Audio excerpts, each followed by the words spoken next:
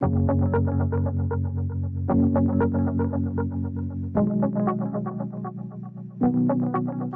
was a young woman from the country of Moab, one of Israel's sworn enemies. But circumstances had brought her together with Naomi, an Israelite woman.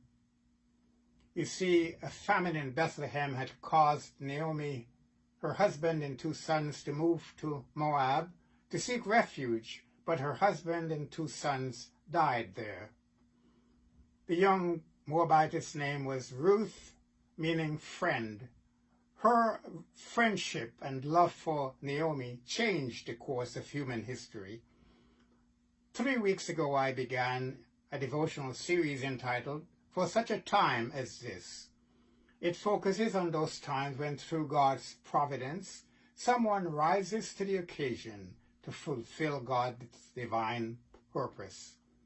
Today, the devotional is entitled Love Conquers All. After losing her husband and 2 sons in Moab, Naomi became very bitter. There she was in a foreign land with no husband, no hope, and no heritage. Her 2 widowed daughters-in-law were just as helpless and hopeless as she was.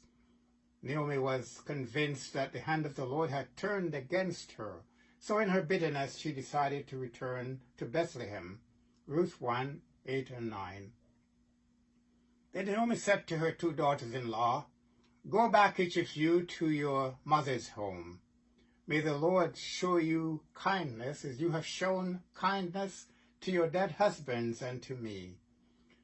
May the Lord grant that each of you will find rest in the home of another husband. Then she kissed them goodbye, and they wept aloud, and said to her, We will go back with you to your people.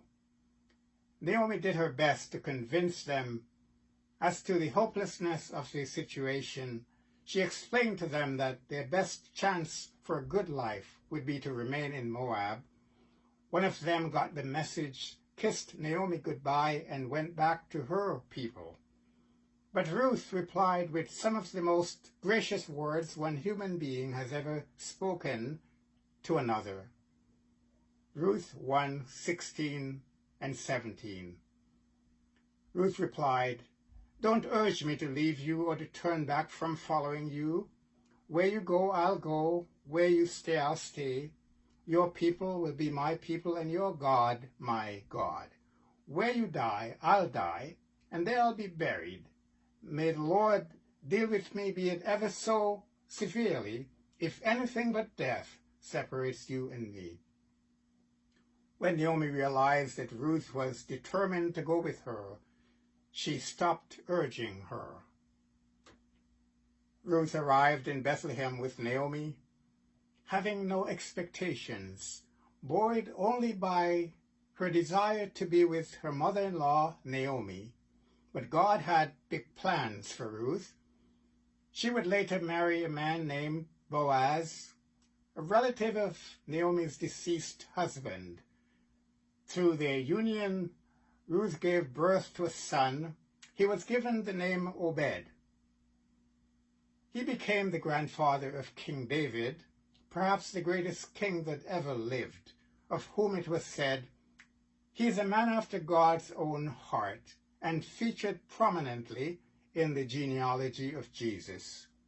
Have you ever looked at your circumstances and considered them to be beyond redemption? Have you ever classified yourself or another as being a hopeless case? I want you to know that in God's economy, there are no hopeless cases. Instead, God is able to use you as he used Ruth for his glory and his honor, because love conquers all. So be a Ruth to someone. Who knows? Maybe God has called you for such a time as this. May the Lord bless you.